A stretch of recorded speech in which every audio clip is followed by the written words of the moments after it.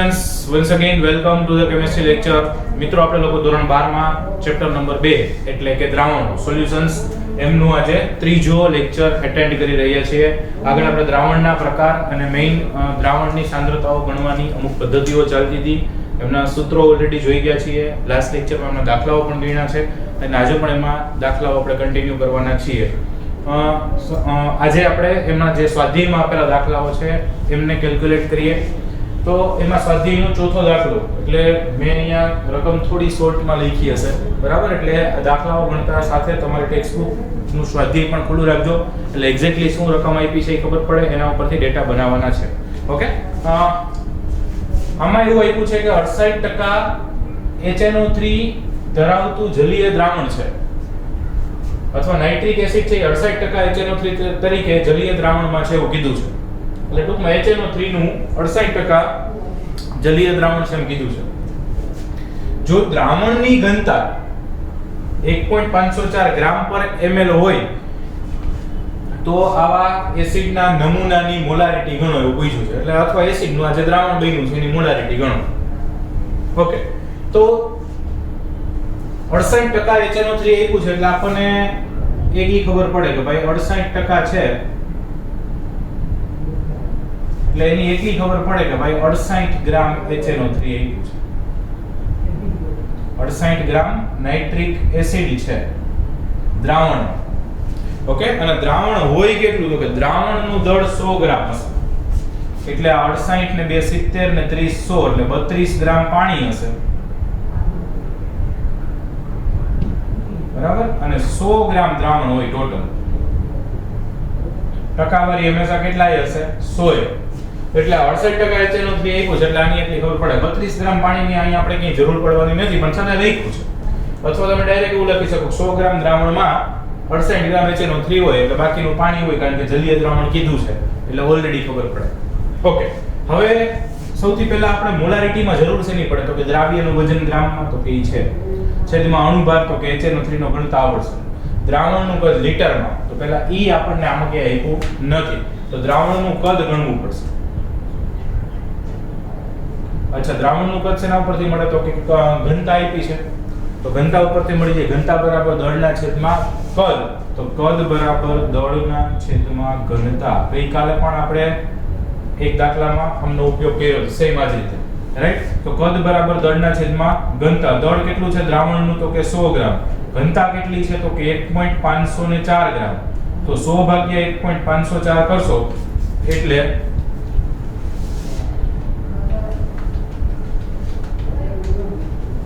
66.48 9 એટલે 66.5 ml આવશે, millilitre. ઈ કેમ ખબર પડશે લીટર આવશે કે મિલીલીટર? તો કે ઘનતા મિલીલીટરમાં છે એટલે કદ એ મિલીલીટરમાં આવશે. ઓકે, તો ચાલો દ્રાવણનું કદ મળી ગયું. હવે તો કે હવે કંઈ કરવાનું નથી, સિમ્પલ આપણી પાસે મોલારિટીનું સૂત્ર તો છે કે ભાઈ molarity m is equal to દ્રાવ્યનું વજન ગ્રામમાં છેદમાં અણુભાર ગુણ્યા દ્રાવણનું કદ લીટરમાં. રાઈટ? તો દ્રાવ્યનું વજન ગ્રામમાં કેટલું આપ્યું છે? તો કે 68 છેદમાં અણુભાર. HNO3 નો અણુભાર ગણો. Hydrogen 1, nitrogen 14, oxygen 16. 16 તેરી 48 ને 49 ને 4 53 ને 10 63 63 આવશે. અને દ્રાવણનું કદ 66.5 ml છે. આપણે લીટરમાં જોતું હતું એટલે ઉપર 1000 વડે ગુણી નાખીએ તો આ જે જવાબ આવે એ આપણો ફાઇનલ આન્સર આવશે, રાઈટ? 68 ગુણ્યા 1000 ભાગ્યા 63 ભાગ્યા 66.5 16.23 મોલર આપણો ફાઇનલ આન્સર, રાઈટ? તો આપણે મોલારિટીનું સાદું સૂત્ર મૂકીને એમાં કિંમતો જ મૂકવાની છે. વધારાનું એક ખાલી શું આવ્યું તો કે કદ આપણને આપેલું નહોતું તો આપણે ઘનતા ઉપરથી દળ ભાગ્યા ઘનતા કરીને કદ ગણ્યું અને કિંમતો મૂકી. ફાઇન, ગણી લો.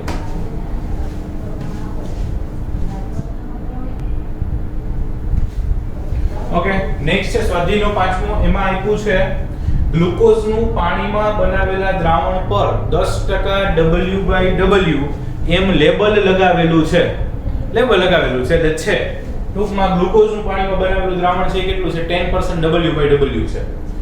તો દ્રાવણની મોલાલિટી, દરેક ઘટકનો મોલન્સ અને મોલારિટી ત્રણ વસ્તુ ગણવાની છે અને ઘનતા આપી છે 1.2 ગ્રામ પર ml. ઓકે, હવે 10% W/W આપ્યું છે તો એનો મીનિંગ શું થાય તો કે 10% W/W એનો મતલબ 10 ગ્રામ ગ્લુકોઝ, 90 ગ્રામ પાણી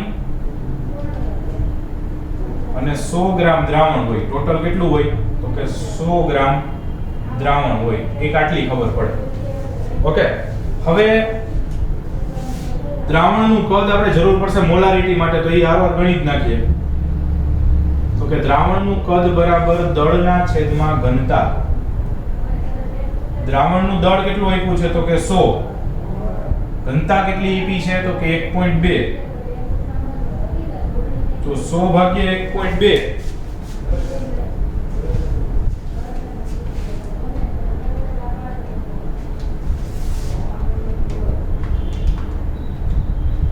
83.33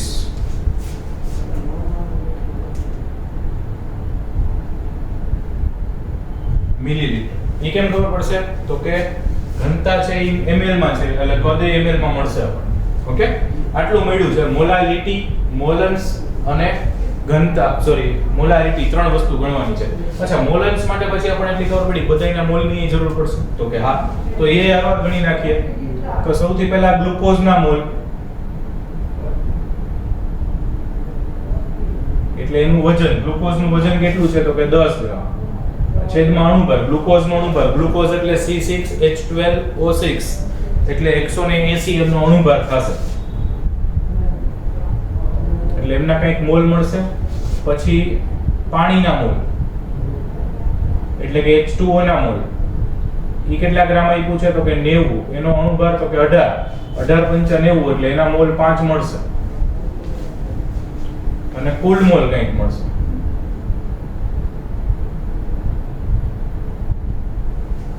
ઓકે, જોઈએ.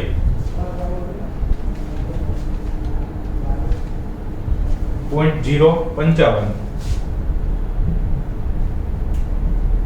અને 5 એટલે 5.055 કુલ મોલ મળશે. ઓકે, ચલો હવે વન બાય વન જોતા જઈએ. આપણે એક ગણવું છે મોલાલિટી. તો મોલાલિટી કેમ મળશે ભાઈ?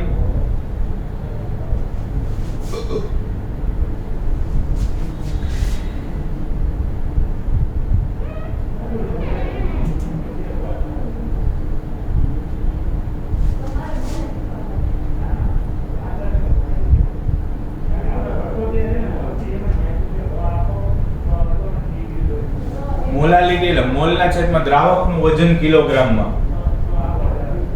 મોલના છેદમાં દ્રાવકનું વજન કિલોગ્રામમાં. ઓકે, તો મોલ કેટલા આપ્યા છે આમાં તો કે મોલ આપ્યા છે આપણે ગોઈતા ને દ્રાવ્યના મોલ કેટલા છે 0.055 છેદમાં દ્રાવકનું વજન કિલોગ્રામમાં એટલે 90, પણ ગ્રામમાં લખ્યું એટલે ઉપર 1000 વડે ગુણી નાખવાનું. સિમ્પલ. અને આવું કરો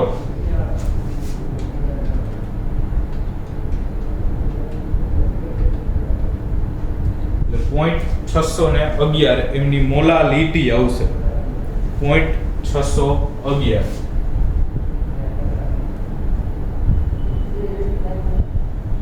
અને વંચાય 0.611 મોલલ. આ એક મળી ગયું. પછી દરેક ઘટકના મોલન્સ ગણવાના છે એટલે ગ્લુકોઝના અને પાણીના. તો એના માટે ગ્લુકોઝના મોલન્સ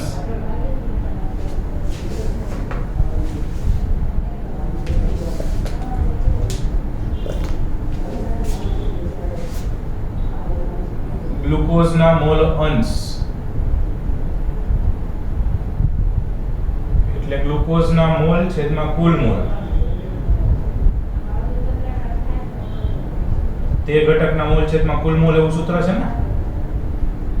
અચ્છા, ગ્લુકોઝના મોલ કેટલા છે 0.055 કુલ મોલ છે 5.055.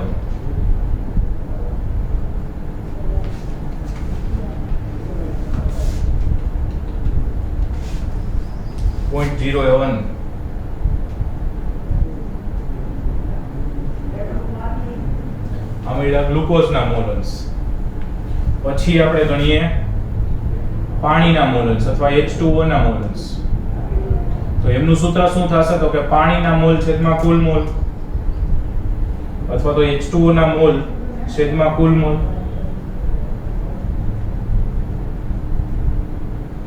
પાણીના મોલ કેટલા છે તો કે 5 છેદમાં કુલ મોલ કેટલા છે તો કે 5.055. એટલે 5 ભાગ્યા 5.055 એટલે 0.98 આવશે. 0.99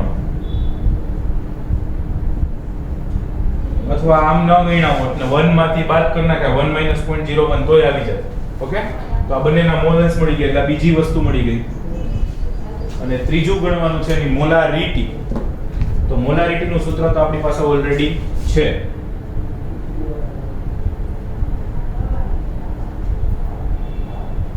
કેપિટલ M બરાબર મોલના છેદમાં દ્રાવણનું કદ લીટરમાં.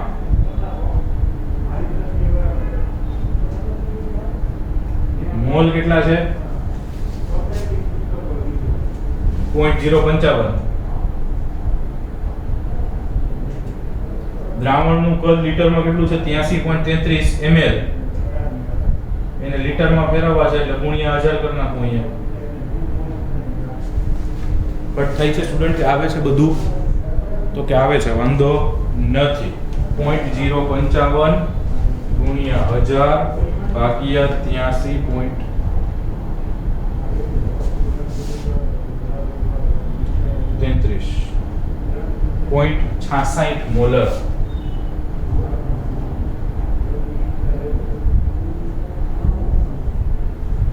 એક વસ્તુ, આ બીજી, આ ત્રીજી, આ ચોથી, આ 4 આન્સર છે.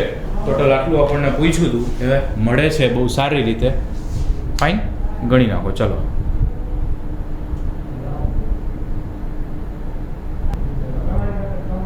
ઓકે. નેક્સ્ટ છે સ્વાધ્યાયનો છઠ્ઠો ક્વેશ્ચન. સોડિયમ કાર્બોનેટ અને સોડિયમ હાઇડ્રોજન કાર્બોનેટ અથવા તો સોડિયમ બાયકાર્બોનેટ. સોડિયમ કાર્બોનેટ અને સોડિયમ બાયકાર્બોનેટ બંને પદાર્થોનો સમમોલર જથ્થો. સમમોલર જથ્થો એટલે કે બે પદાર્થના મોલ સરખા છે એવો 1 ગ્રામ મિશ્રણ છે. બે ભેગું થઈને કેટલું છે તો કે 1 ગ્રામ છે. તો એને સંપૂર્ણપણે પ્રક્રિયા કરવા માટે 0.1 મોલર HCl ના કેટલા ml ની જરૂર પડશે. એટલે આ બેનું મિશ્રણ છે, એની સંપૂર્ણ પ્રક્રિયા કરવા માટે HCl સામે પ્રક્રિયા કરાવે છે. તો HCl કેટલો જોશે અને HCl ની સાંદ્રતા 0.1 છે. ઓકે, તો સૌથી પહેલા તો આપણે બેયનું ભેગું થઈ અને મિશ્રણ 1 ગ્રામ છે તો એમાંથી ગમે એનું આપણે x ધારી લઈએ. તો આપણે ધારીએ દાખલા તરીકે, એટલે પહેલા આપણે શું કરવું પડશે તો કે સોડિયમ કાર્બોનેટ અને સોડિયમ બાયકાર્બોનેટના મોલ ગણી નાખીએ. પછી એના માટે કેટલા HCl ની જરૂર પડશે ઈ ગણીએ. તો ધારો કે Na2CO3 બરાબર x ગ્રામ, તો NaHCO3 બરાબર તો કે 1 - x ગ્રામ, કારણ કે ટોટલ તો બે 1 ગ્રામ જ લેવાનું છે. ઓકે, હવે બેયના મોલ સમાન છે તો કે સમમોલર છે. સમમોલર હોય એટલે શું તો કે Na2CO3 ના મોલ બરાબર NaHCO3 ના મોલ. હવે Na2CO3 ના મોલ એટલે એનું વજનના છેદમાં અણુભાર.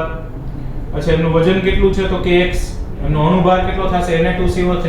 સોડિયમ એટલે 23 દુ 46 ને 12 58 ને 16 તેરી 48 એટલે એનો ટોટલ મારશો એટલે થશે 106. તો આમનો અણુભાર થશે 106. આમના મોલ એટલે એનું વજન કેટલું છે તો કે 1 - x છે છેદમાં એનો અણુભાર એટલે NaHCO3. એમની ગણતરી કરશો એટલે 23 ને 24 ને 12 અને 48. 24 ને 12 ને 48 એટલે એ થશે ટોટલ 84.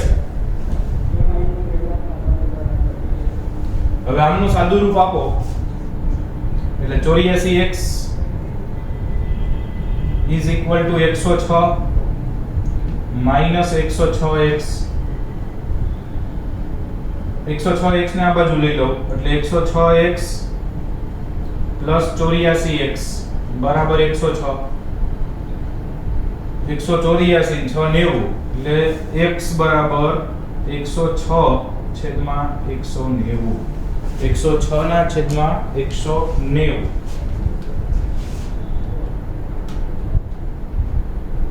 0.55 એટલે 0.56 બરાબર હવે x મળ્યું x તો શું હતું Na2CO3 નું દળ તેથી Na2CO3 ના મોલ કેટલા આવશે ભાઈ તો કે એનું વજન એટલે 0.56 એના છેદમાં 106 અને આવી જ રીતે NaHCO3 ના મોલ એટલે 1 minus 0.56 એના છેદમાં 84 0.56 ભાગ્યા 106 0.0052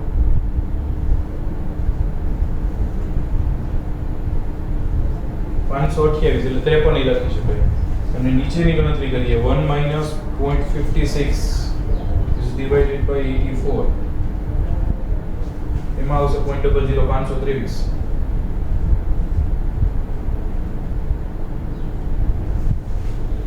0.00523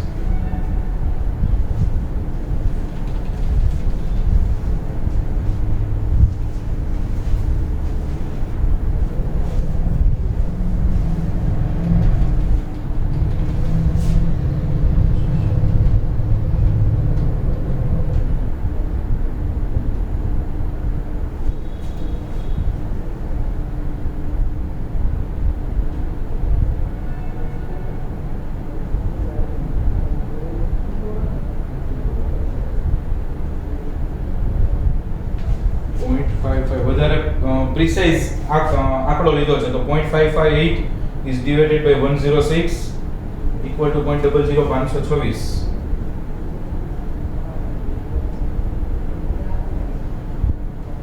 1 minus 0.558 is divided by 84 0.00526 બેના સરખા જ મોલ આવે છે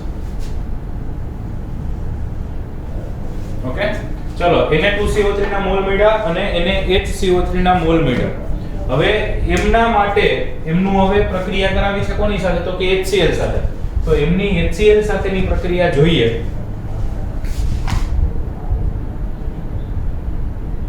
તો પહેલા Na2CO3 HCl તો આમાંથી બનશે NaCl CO2 અને પાણી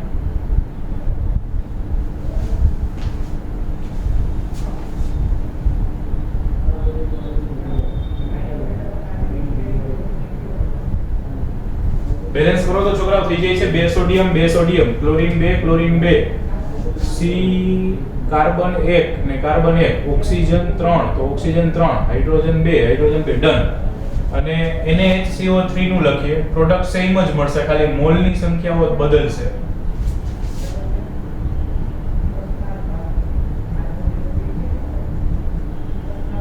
બેલેન્સ જુઓ તો sodium 1 chlorine 1 carbon 1 oxygen 3 hydrogen 2 done તો આને હું સમીકરણ નંબર 1 કહી દઉં અને આને હું સમીકરણ નંબર 2 કહી દઉં બધું આવે છે ક્લિયર ભાઈ સ્ક્રીનમાં તો કે યસ સર ચાલુ રાખો ઓકે તો હવે સમીકરણ 1 પરથી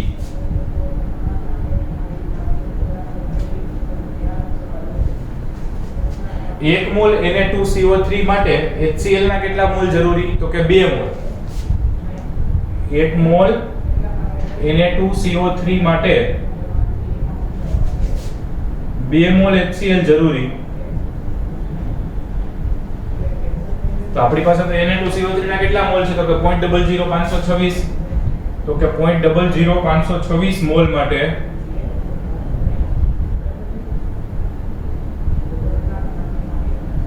કેટલું જરૂરી એટલે 2 ગુણ્યા 0.00526 એટલે આ જે આવશે ઈ HCl ના મોલ આવશે 0.01052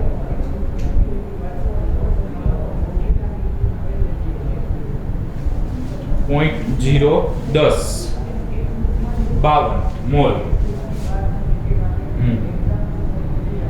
ઓકે આ HCl ના મોલ મળ્યા કોના માટે સોડિયમ કાર્બોનેટ ને તટસ્થ કરવા માટે હવે એવી જ રીતે સમીકરણ 2 પરથી 1 મોલ NaHCO3 માટે સોડિયમ બાયકાર્બોનેટ માટે 1 મોલ HCl જ જરૂરી છે HCl 1 મોલ જ છે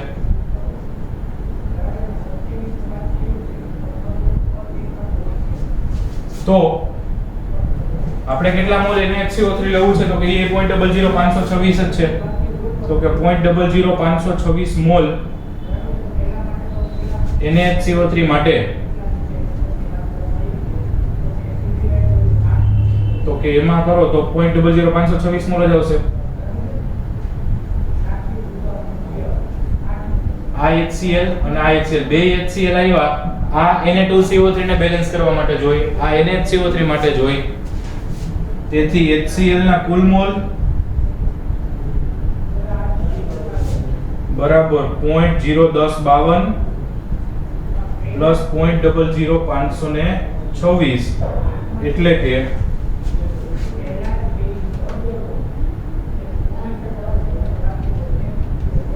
0.0157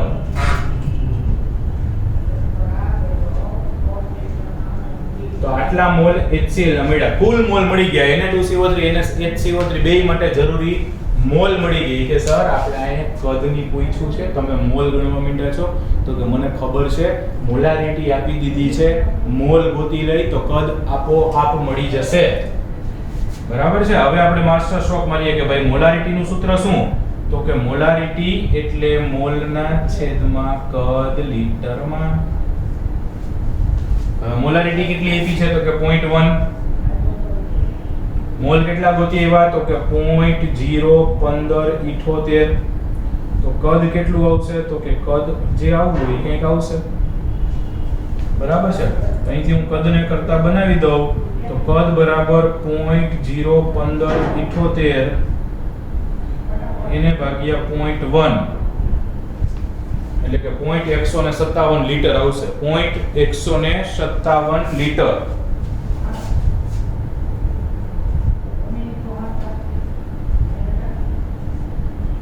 પણ અહીંયા આપણને ml પૂછ્યું છે એટલે 157.8 મિલીલીટર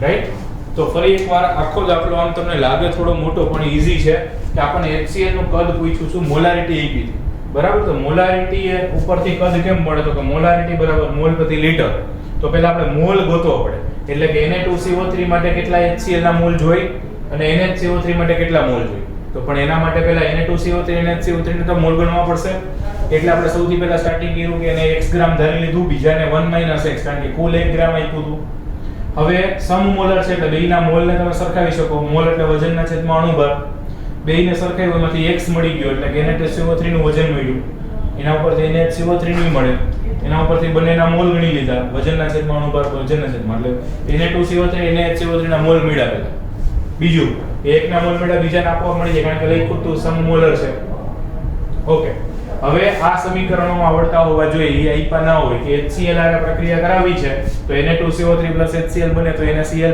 H2O CO2 બને અને આમાં પણ ઈ જ બને નીપજો ખાલી અહીંયા તમે જો મોલની સંખ્યામાં તફાવત છે તો સમીકરણ 1 ઉપરથી Na2CO3 માટે જરૂરી HCl ના મોલ ગણી લીધા કે ભાઈ 1 મોલ માટે 2 મોલ જરૂરી હોય તો 0.00526 માટે કેટલા હોય એટલે એના માટે HCl મળ્યા પછી સમીકરણ 2 ઉપરથી NaHCO3 માટે HCl ના ગણી લીધા કે 1 મોલ માટે 1 મોલ જરૂરી તો 0.00526 છે કેટલા અને બંનેના મોલનો સરવાળો એટલે કુલ મોલ ગણ્યા અને હવે મોલારિટી બરાબર મોલ પ્રતિ લીટરમાં મોલારિટી મૂકી દીધી મોલ મૂકી દીધા લીટર આપોઆપ મળ્યા 0.157 લીટર અને ml નો ફેરવો એટલે 157.8 મિલીલીટર HCl જરૂરી છે. ફાઇન, ગણિત.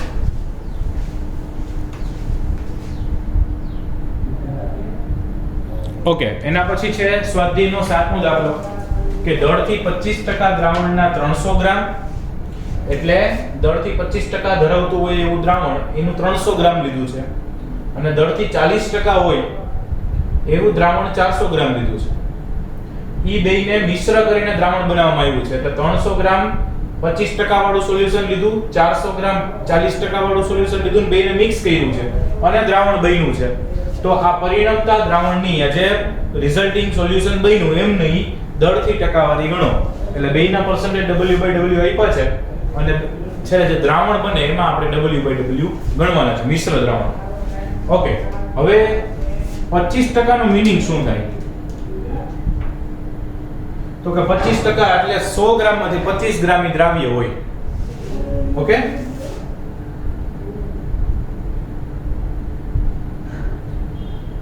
%25 વાળાનો મીનિંગ શું થાય?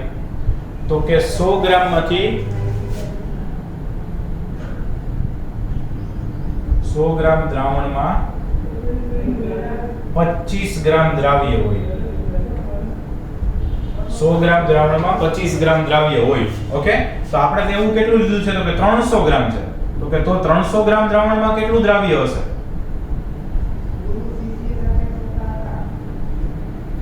ત્રિરાશિ મૂકીએ એટલે 300 ગુણ્યા 25 ભાગ્યા 100, મીંડી ઉડી જાય એટલે 75 ગ્રામ દ્રાવ્ય આવ્યું. ઓકે, આ જે 25% વાળું 300 ગ્રામ લ્યો તેમાં 75 ગ્રામ દ્રાવ્ય હોય. ઓકે, હવે એવું 40% વાળાની ચર્ચા કરીએ. 40% નો મીનિંગ શું થાય? તો કે 100 ગ્રામ દ્રાવણમાં 40 ગ્રામ દ્રાવ્ય હોય. તો આપણને કેટલું આપ્યું છે? તો કે 400 ગ્રામ. તો કે તો 400 ગ્રામ દ્રાવણમાં કેટલું હોય?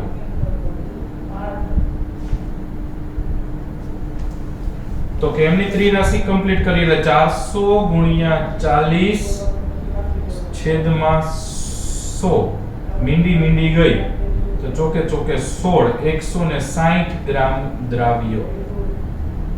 ઓલા દ્રાવણમાં કેટલું હતું?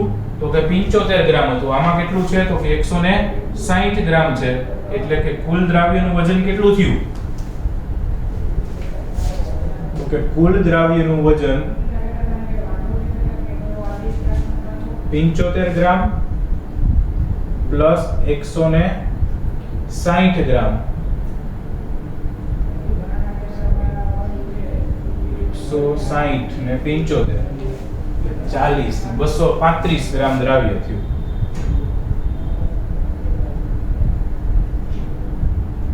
ઓકે, કેટલું થયું? 235 ગ્રામ દ્રાવ્ય થયું. કુલ દ્રાવણ કેટલું થયું ભાઈ? તો કે કુલ દ્રાવણ એક 300 ગ્રામ ને 400 ગ્રામ,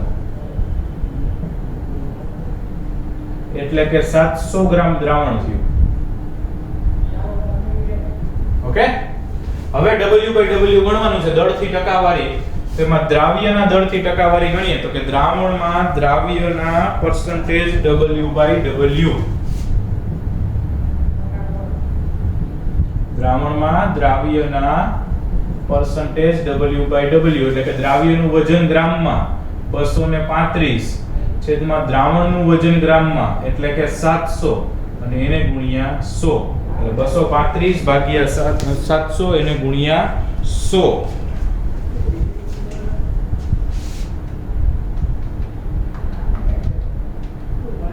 $33.57.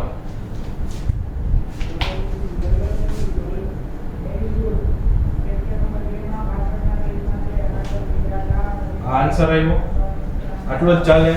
પણ જો દ્રાવક ન કીધું હોય તો કે દ્રાવણમાં દ્રાવ્યના કેટલા હોય? તો કે 33.57. પણ દ્રાવકના પરસેન્ટેજ W/W કેટલા? તો કે દ્રાવકનું વજન કેટલું હશે? હવે એ ગણવું પડશે. તો કે 700 માંથી 235 જાય એટલે 465 અથવા 100 માઈનસ આ કરે ને ઈઝી પડે. 100 - 33.57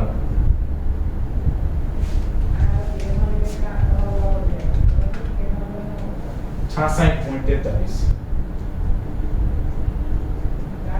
પ્રશ્ન ગણિત કે કેમ બબેના પૂછે તો કે એક્ચ્યુઅલી આનું જ ગોતવાનું છે. This is the main answer.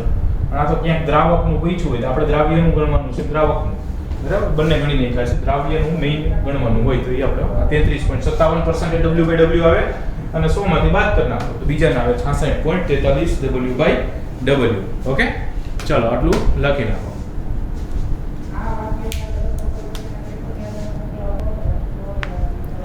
Okay, next છે સ્વાધ્યાયનો 8મો દાખલો. એક પ્રતિહિમ દ્રાવણ એટલે એન્ટી ફ્રીઝ સોલ્યુશન શબ્દ વાપર્યો છે, એનાથી આપણે કંઈ લેવા દેવા નથી.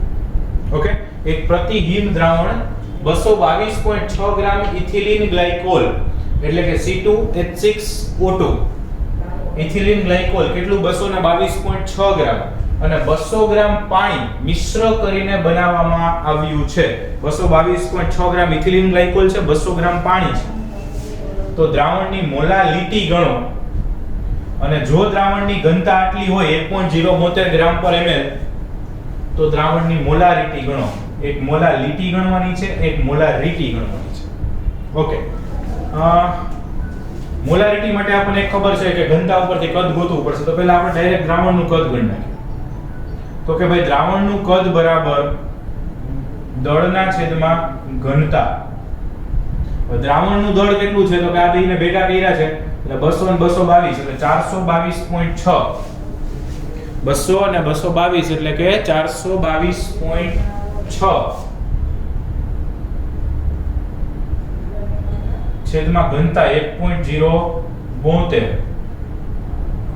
એટલે કદ આપ્યું છે કેટલું તો કે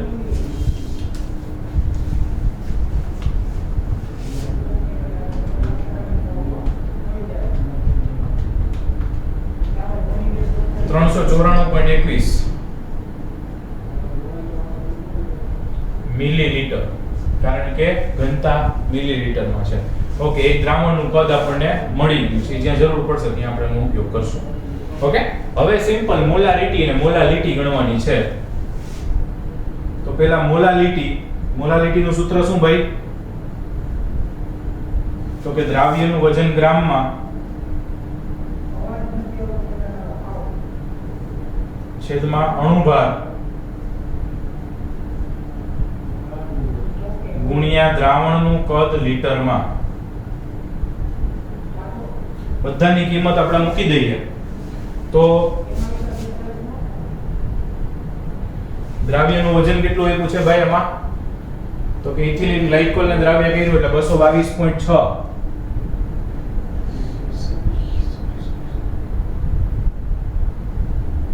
છેદમાં અણુભાર. હવે ઇથિલિન ગ્લાયકોલનો અણુભાર ગણો તો કાર્બન 2 એટલે 12 * 24 24 ને 36 30 ને 16 32 30 ને 32 એટલે 62 62 ઇન્ટુ દ્રાવકનું વજન કિલોગ્રામમાં. પાણી એટલે દ્રાવક છે, એનું વજન છે 200 ગ્રામ કિલોગ્રામમાં એટલે ઉપર 1000 વડે ગુણી નાખીએ. સિમ્પલ.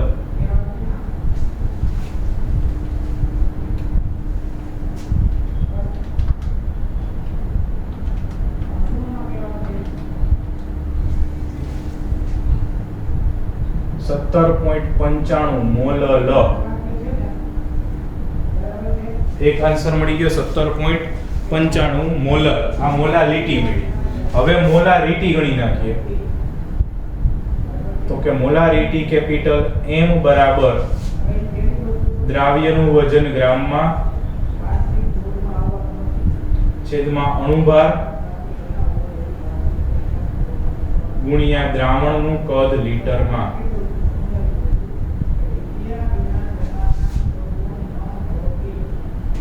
દ્રાવ્યનું વજન તો આમાં મૂક્યું તો આપણે 222.6 એ કેમ બદલી ના જાય તો 222.6 છેદમાં અણુભાર 62 અને દ્રાવણનું કદ લીટરમાં આ રહ્યું 394.21 ml. એને લીટરમાં ફેરવો એટલે 1000 વડે ગુણી નાખો ઉપર.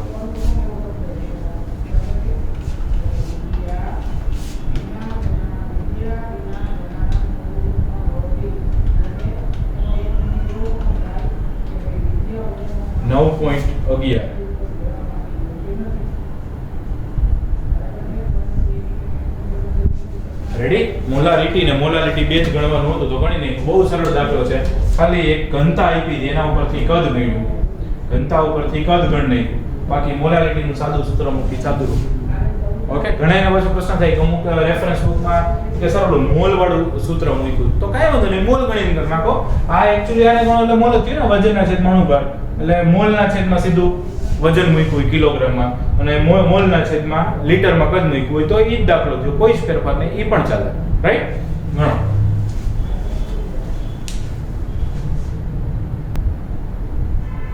ઓકે, સ્વાધ્યાયનો 9મો ક્વેશ્ચન છે પીવાના પાણીનો નમૂનો ક્લોરોફોર્મ વડે સંદૂષિત થયેલ છે. પીવાના પાણીનો એક નમૂનો ખૂબ જ રીતે ક્લોરોફોર્મ વડે સંદૂષિત એટલે કે પ્રદૂષિત થયેલો છે. પીવાના પાણીમાં ક્લોરોફોર્મ ભળી ગયું છે, જેને કેન્સરજનક ધારવામાં આવ્યું છે, એટલે એ કેન્સર પ્રેરક છે.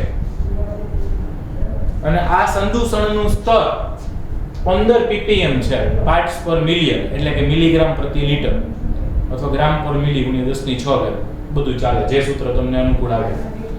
આને દળથી ટકાવારીમાં દર્શાવો એટલે પહેલું એનો પર્સન્ટેજ W/W ગણો અને બીજું પાણીના નમૂનામાં ક્લોરોફોર્મની મોલાલિટી નક્કી કરો. એટલે W/W ગણવાનું છે અને મોલાલિટી નક્કી કરવાની છે. ઓકે, તો પહેલું 15 ppm આપ્યું છે. તો 15 ppm એટલે તો કે 15 મિલીગ્રામ પ્રતિ લીટર. 15 મિલીગ્રામ પ્રતિ લીટર,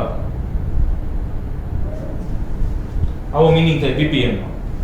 તો પર્સન્ટેજ W/W એટલે દ્રાવ્યનું વજન ગ્રામમાં કેટલું છે તો કે 15 મિલીગ્રામ, મિલી એટલે 10⁻³ ગ્રામ છેદમાં દ્રાવણ, એટલે હવે દ્રાવણ કેટલું છે તો કે 100 પ્રતિ લીટર.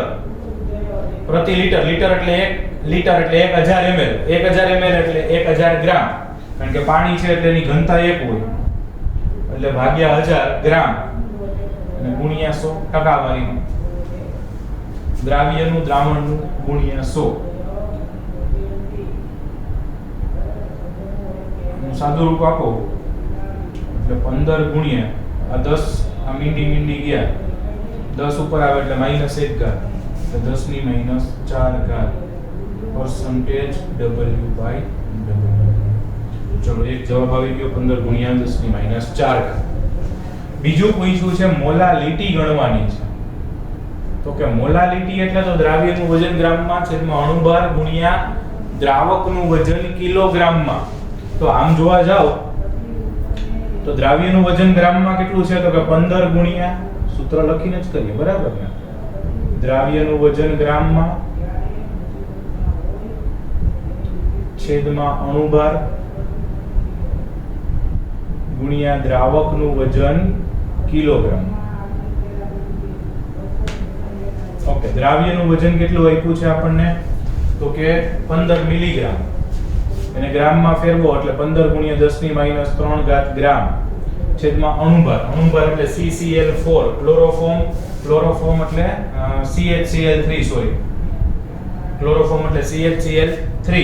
આમનો અણુભાર ગણો તો ક્લોરીનનો 35.5 એવા 3 એટલે 106.5 પ્લસ કાર્બનના 12 અને હાઇડ્રોજનનો 1 એટલે 119.5. આમનો આવશે 119.5 આણ્વીય દળ. અને દ્રાવક એટલે પાણી છે કેટલું છે તો કે 1 લીટર. 1 લીટર એટલે 1000 ml એટલે 1000 એટલે 1 કિલોગ્રામ. આપણે અહીં કિલોગ્રામમાં લખવાનું છે ને, બસ 15/119.5.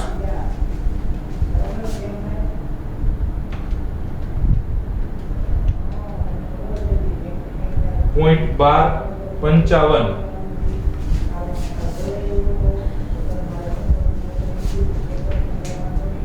.1255 ગુણ્યા 10⁻³ ઘાત એટલે કે 1.255 ગુણ્યા 10⁻⁴ ઘાત મોલ. એકદમ સરળ દાખલાઓ છે. હવે આપણે આ દ્રાવણ જે ચેપ્ટર છે પછી એમાં દ્રાવણના ઘણા બધા પ્રકાર કર્યા આપણે. હવે એ પ્રકારમાંથી કોઈ પણ દ્રાવણ બનતું હોય તો એની સાંદ્રતાઓ માપવાના અલગ અલગ 8 કે 9 એકમો આપણે ભણ્યા, એમના સૂત્રો ભણ્યા, એની ડેફિનેશન્સ બનાવતા શીખ્યા, અને લાસ્ટ 2 લેક્ચર્સ થી, એટલે આજનો લેક્ચર અને લાસ્ટ લેક્ચર, ઈ બેમાં આપણે એમના દાખલાઓ ગણતા પણ શીખ્યા, કે જેમાં આપણે 12 ના દાખલાઓ પણ કર્યા, ટેક્સ્ટ બુકના ઉદાહરણ પણ કર્યા, લખાણ સંબંધિત પ્રશ્નો એટલે ઇન્ટેક્સના ક્વેશ્ચન્સ પણ કર્યા, અને સ્વાધ્યાયમાં આવતા દાખલાઓ પણ કર્યા છે, રાઈટ? એટલે ખાસ આમની ગણીને પ્રેક્ટિસ કરજો, એકદમ સરળ ચેપ્ટર છે.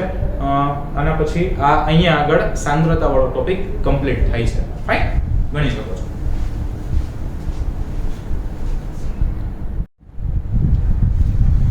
ઓકે મિત્રો, નેક્સ્ટ એક ક્વેશ્ચન છે, એ ખાલી બેઝિક આજે આપણે જોઈએ, એનો ડિટેલમાં યુઝ આપણે ફર્ધર લેક્ચર્સમાં જોવાના છીએ.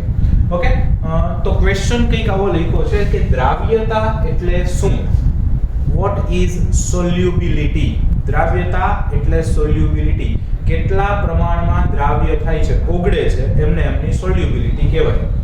અને તે કયા પરિબળો પર આધાર રાખે છે? ક્વેશ્ચન આવો છે, દ્રાવ્યતા એટલે શું અને તે કયા પરિબળો પર આધાર રાખે છે? ઓકે, તો એનો જવાબ છે, દ્રાવ્યતાની ડેફિનેશન છે કે નિયત તાપમાન.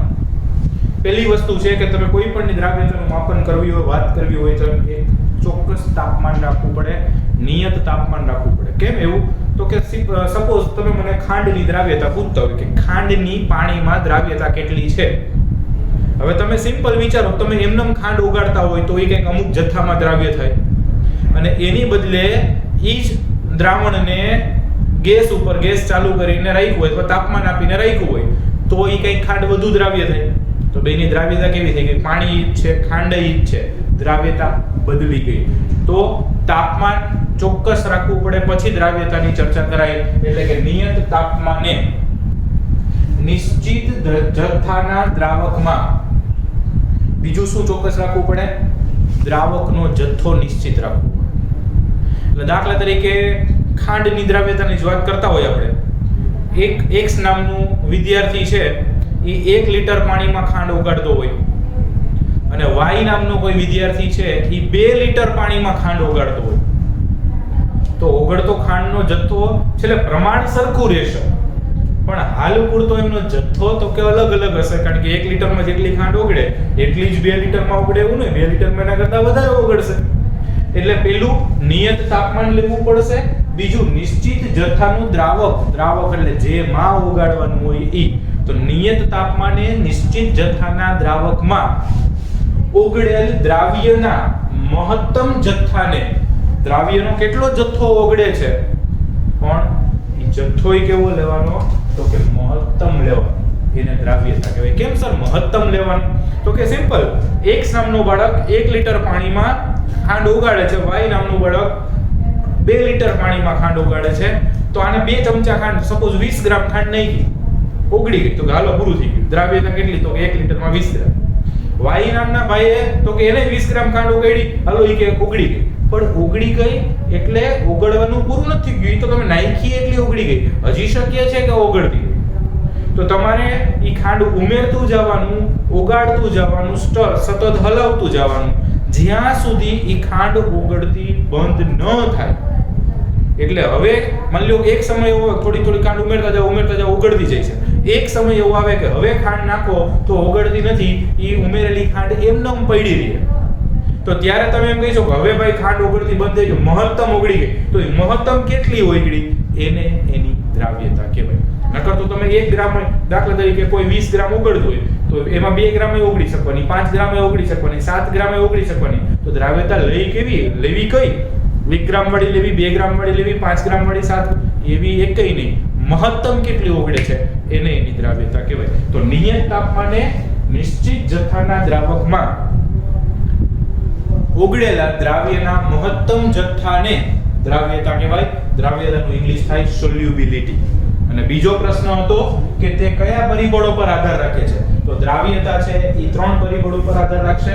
એક તાપમાન ઉપર આધાર રાખશે, એક દબાણ ઉપર આધાર રાખશે, અને એક દ્રાવ્ય અને દ્રાવકના સ્વભાવ ઉપર આધાર રાખશે. એવું કેમ? તો કે તાપમાનનું મેં તમને હમણાં ઉદાહરણ આપ્યું કે ભાઈ નીચા તાપમાને ઓગાળો તો ખાંડ ઓછી ઓગળશે, ઊંચા તાપમાને ઓગાળો તો ખાંડ વધારે ઓગળશે, તો બંનેની દ્રાવ્યતા બદલી ગઈ. એટલે દ્રાવ્યતા છે એ તાપમાન ઉપર આધારિત છે. બીજું, કોઈ વાયુને તમે ઓગાળતા હોય તો ઓછા દબાણે પસાર કરો તો ઓછો દ્રાવ્ય થશે, વધુ દબાણે પસાર કરો તો વધુ દ્રાવ્ય થશે. જેમ કે સોડા બોટલ હોય, સોડા, એમાં કાર્બન ડાયોક્સાઇડ વાયુને દબાણપૂર્વક પસાર કરેલો હોય એટલે સ્ટ્રોંગ, હજી એના કરતાં વધારે સ્ટ્રોંગ સોડા હોય તો વધારે દબાણથી એમાં વાયુ ભરેલો હોય તો વધારે સ્ટ્રોંગ સોડા થાય. વધારે સ્ટ્રોંગ શું કામ થાય? તો કે વધારે દ્રાવ્ય થયો. અને ક્યારેક એવું બને કે એનું ઓલું જે ઉપરનું કેપ હોય, કબીલું કહી છે અથવા ઢાંકણું, એ છે ઢીલું હોય, વાયુ નીકળી ગયું હોય તો દબાણ ઘટી ગયું તો દ્રાવ્યતા પણ ઘટી ગઈ, તો એ સોડા જેવું લાગે જ નહીં, પાણી પીતા હોય એવું લાગે. સમજ પડે? તો દબાણ ઉપર પણ આધાર રાખે. અને ત્રીજું, દ્રાવ્ય અને દ્રાવકના સ્વભાવ ઉપર આધાર રાખે. દ્રાવ્ય ગમે એ દ્રાવકમાં મસ્ત દ્રાવ્ય થઈ જાય એવું ન હોય, બરાબર? કયો દ્રાવ્ય છે? દાખલા તરીકે આપણે ખાંડને ઓગાળો તો પાણીમાં ઓગળે, બેન્ઝીનમાં ન ઓગળે. નેપ્થેલિનને ઓગાળવું હોય તો બેન્ઝીનમાં ઓગળે, પાણીમાં ના ઓગળે. તો આવી રીતે ચોક્કસ દ્રાવ્ય, ચોક્કસ દ્રાવક, ઈ બે, અને ઈ ક્યારે ઓગળે તો કે ઈ આપણે આગળ ભણી ગયા છીએ કે એમની વચ્ચે યોગ્ય આંતરક્રિયા થતી હોય તો, દ્રાવ્ય અને દ્રાવકના અણુઓ વચ્ચે આંતરક્રિયા થતી હોય તો એ દ્રાવ્ય થાય, નકર ન થાય તો નિયત તાપમાને નિશ્ચિત જથ્થામાં ઓગળેલ મહત્તમ દ્રાવ્યના જથ્થાને એની દ્રાવ્યતા કહેવાય. અને ઈ તાપમાન ઉપર, દબાણ ઉપર અને દ્રાવ્ય અને દ્રાવકના સ્વભાવ, આ ત્રણ પરિબળો ઉપર આધાર રાખે છે. આજ પૂરતું રાખીએ, બાકીનું જોશું નેક્સ્ટ ટાઈમ. Thank you.